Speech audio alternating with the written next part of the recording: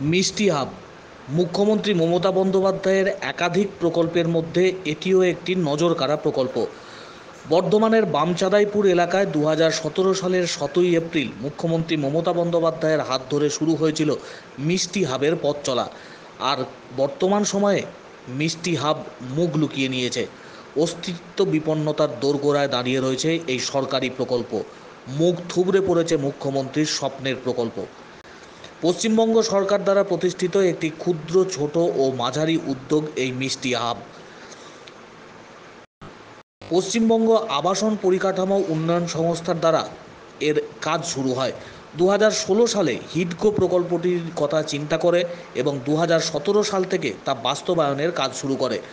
2017 সালের 7ই এপ্রিল পশ্চিম বর্ধমানের আসানসোল থেকে বর্ধমানের বামচাঁদাইপুর এলাকায় তৈরি হওয়া মিষ্টি হাবের উদ্বোধন করেছিলেন মুখ্যমন্ত্রী মমতা বন্দ্যোপাধ্যায়।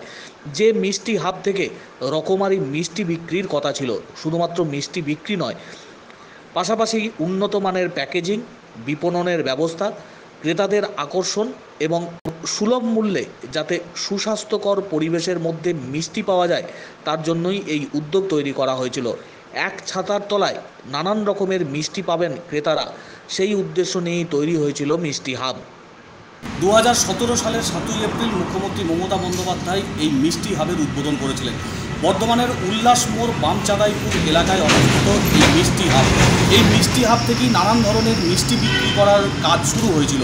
বিভিন্ন জায়গার যে সমস্ত প্রসিদ্ধ মিষ্টান্ন দ্রব্য রয়েছে সেগুলো সরকারি উদ্যোগে বিক্রি করার জন্য এই মিষ্টি হাব তৈরি করা হয়েছিল 19 নম্বর জাতীয় সড়কের ধারে। কিন্তু মিষ্টি হাব রয়েছে, মিষ্টি বিক্রেতারা কেউ নেই। এখানকার সমস্ত দোকান আজ শাটার নামানো অবস্থায়। অনেক প্রচার করে ঢাক ঢোল পিটিয়ে 2017 সালে বর্ধমান শহরের উপকণ্ঠে বামচাঁদাইপুর এলাকায় পথ চলা শুরু হয়েছিল এই মিষ্টি হাবের। আসানসোল থেকে মুখ্যমন্ত্রী মমতা বন্দ্যোপাধ্যায় উদ্বোধন করেছিলেন এই প্রকল্পের। এখনও পর্যন্ত ফলকে সেই কথা উল্লেখিত রয়েছে। জেলার শাসক দলের নেতা থেকে শুরু করে প্রশাসনিক আধিকারিকরাও গাল ভরা বহু কথা বলেছিলেন। বর্ধমান জেলার প্রসিদ্ধ মিষ্টি তো বটেই, পাশাপাশি অন্যান্য জেলার নামকরা মিষ্টি নাকি মিলবে এই মিষ্টি হাবে। সরভাজা, সরপুরিয়া থেকে সীতাভোগ, মিহিদানা, ল্যাংচা, ক্ষীরের পান্তুয়া, রকমারি রসগোল্লা, এছাড়াও অন্যান্য নানান আকর্ষণীয় মিষ্টি মিলবে এই মিষ্টি হাব থেকে। শুধু মিষ্টি বিক্রির কাউন্টার নয়, উন্নত প্যাকেজিং, সংরক্ষণ সহ রপ্তানির জন্য আধুনিক মানের উদ্যোগ সব নেওয়া হবে এই মিষ্টি হাব থেকে, এমনই ছিল প্রচার। খাতায় কলমে সব আছে, কিন্তু বাস্তবে মিষ্টি হাবের করুণ পরিণতি। প্রবেশপথে ঝুলছে তালা, ময়লা ধুলো জঙ্গলে পরিপূর্ণ হচ্ছে। খাতায় কলমে সব আছে, কিন্তু বাস্তবে মিষ্টি হাবের চেহারা যারা প্রতিনিয়ত যাতায়াত করেন বামচাঁদাইপুর এলাকায় 19 নম্বর জাতীয় সড়ক দিয়ে, তারা প্রত্যক্ষ করছেন। অপরিচ্ছন্ন গোটা এলাকা, জাতীয় সড়কের ধারে স্মৃতি হয়ে দাঁড়িয়ে রয়েছে এই ভবনটি। সরকারি প্রকল্পের কি করুণ পরিণতি!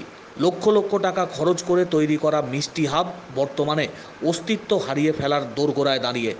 শুরুর সময় থেকেই মিষ্টি হাব নিয়ে দ্বিমত ছিল নানা মহলে।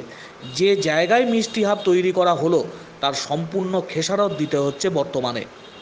বিভিন্ন সময় বাস্তব দিয়ে ক্রেতা আকর্ষণের চেষ্টা করা হলেও কোনো ফল মেলেনি।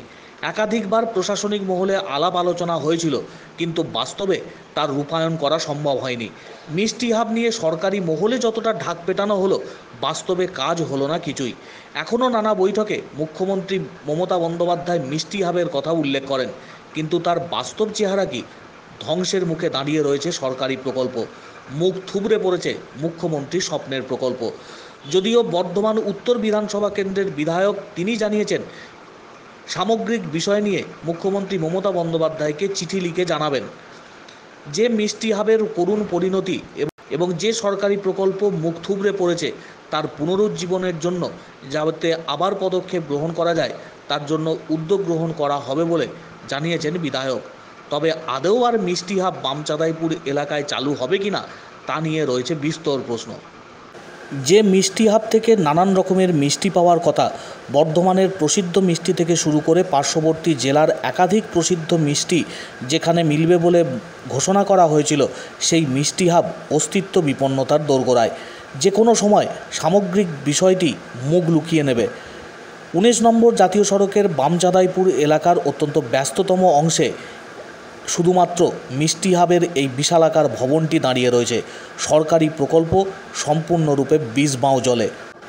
আদৌ এই সংকট কাটিয়ে মিষ্টি হাব আবার তার পুরনো চেহারায় ফিরবে কিনা, বা যে স্বপ্নের প্রকল্প সেই স্বপ্ন আদৌ বাস্তবায়িত হবে কিনা তা নিয়ে রয়েছে নানান মহলে নানান মত।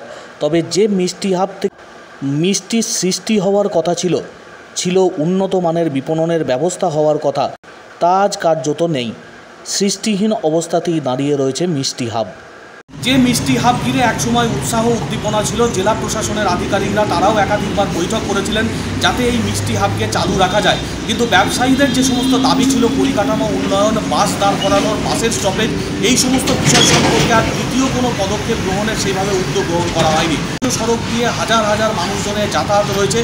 শক্তিগড় থেকে খানিকটা দূরেই বর্ধমান প্রবেশের মুখে বামচাঁদাইপুরে এই মিষ্টি হাব নানান রকম পরিকল্পনা করে এই মিষ্টি হাব তৈরি করা হয়েছিল, কিন্তু তারপর সেই প্রকল্প আজ বিষবাঁও জলে। মিষ্টি হাব মুখ লুকিয়ে নিয়েছে বর্তমান থেকে নীলাদ্রি সরকার, বর্ধমান টিভি।